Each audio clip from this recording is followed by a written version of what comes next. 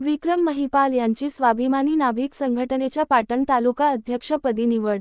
प्रतिनिधी पाटण तालुका स्वाभिमानी नाभिक संघटनेची मिंटी पाटण येथे स्वाभिमानी नाभिक संघटना राज्य अध्यक्ष श्री शंकरराव गायकवाड साहेब यांच्या उपस्थितीत पश्चिम महाराष्ट्र अध्यक्ष श्री अधिकराव चव्हाण व जिल्हा अध्यक्ष श्री प्रतापराव भोसले यांच्या अध्यक्षतेखाली घेण्यात आली। यावेळी पाटण तालुका अध्यक्ष म्हणून श्री विक्रम महिपाल यांची पाटण तालुका अध्यक्ष म्हणून एकमताने निवड करण्यात आली।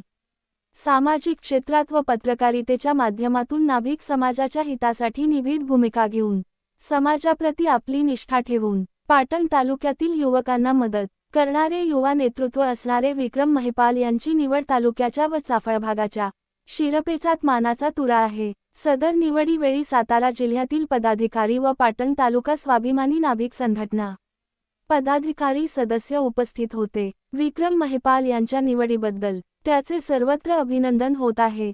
तालुका अध्यक्षपदी नियुक्ती झाले बदल प्रमुख मान्यवरांच्या उपस्थितीत सत्कार करण्यात आला।